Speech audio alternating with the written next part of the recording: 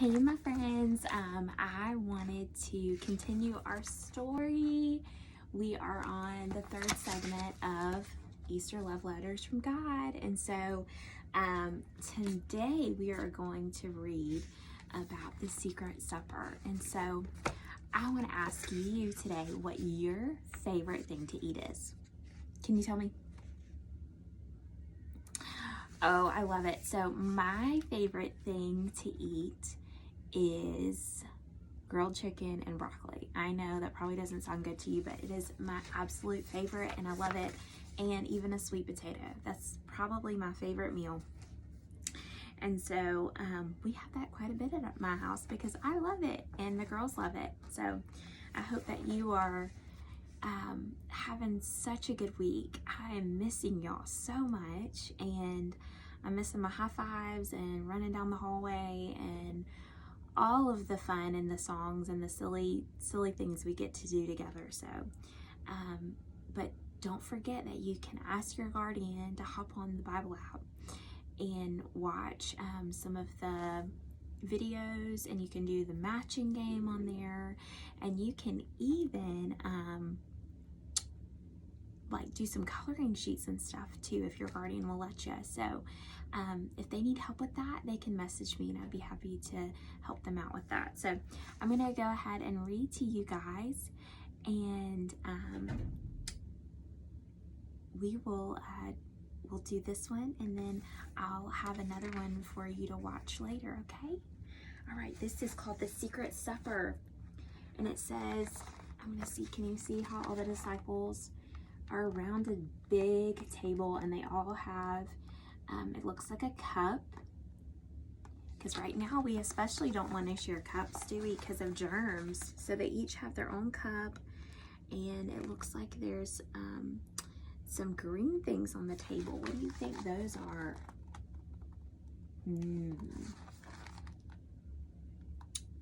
I don't know what they are, but they look yummy. And there's some candles burning, probably because it was pretty dark outside at night, because usually, you know, at nighttime when you're eating dinner, it's getting dark. And see, Jesus has the bread right here, and all of the disciples are kind of just have a different expression on their face, and we're going to find out why, okay? So it says the disciples were ready for their secret supper with Jesus, and their feet were clean, because remember, he washed them. And the table was set, but they were very hungry. Jesus was very quiet, and his eyes were sad. Do we know what sad eyes look like?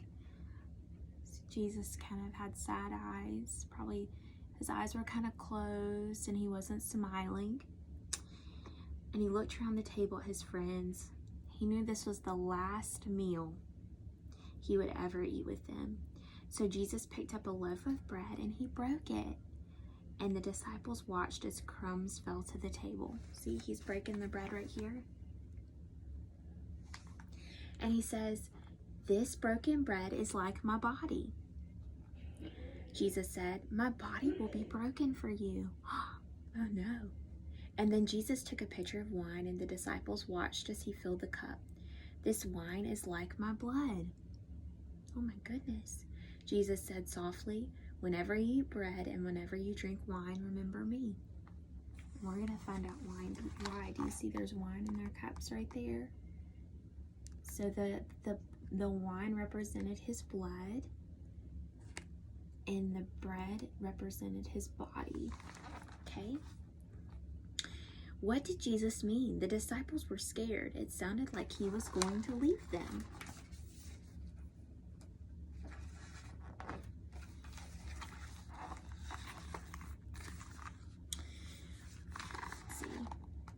He's talking to him right here, and here's some of the disciples. There's an angel. We'll figure out why. He says, "Don't let your hearts be troubled," Jesus said. "I'm going somewhere wonderful. You can't come with me yet.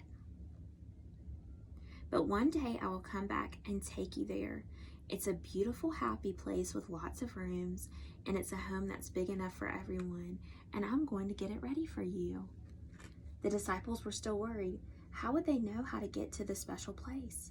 But Jesus told them, "I am the way, Jesus whispered. Believe in me. Be like me. Live like me. Love like me, because I am the way to heaven. And in John 14:6, Jesus told his disciples, I am the way, the truth, and the life, and no one comes to the Father except through me. And so this is what he was fulfilling that when he was telling him this, that he was going to prepare a place for them, and what he meant by that was heaven.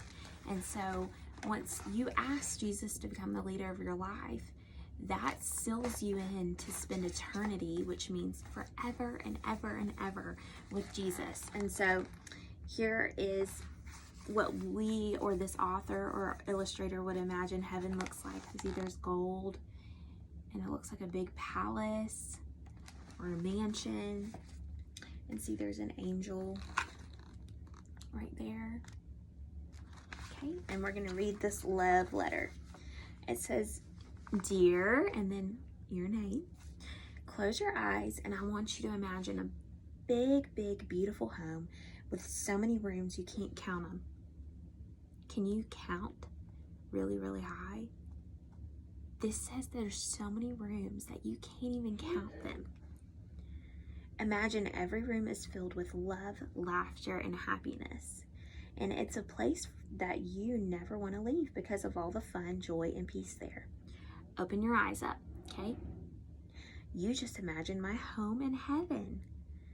Jesus wants everyone in the whole world to live there with him. And the best part is that my home is not hard to find. All you need to do is believe in Jesus and make him the leader of your life, and he will show you the way. Love, God. So if you have questions about how to make Jesus the leader of your life, you can have your guardian talk to you, or your guardian can contact Miss Jillian, and we can walk you through that, because that is the most important decision you could ever make in your life, is asking Jesus to be the leader of your life. And that doesn't mean that everything is going to be full of cupcakes and rainbows and joy, but that does mean that you get to be part of Jesus's family, and you get to be related to me through that. So that's the exciting thing. So if you want to go ahead, you can jump to the next story, but I'm going to cut it off here, and I will see you in just a little bit. Bye.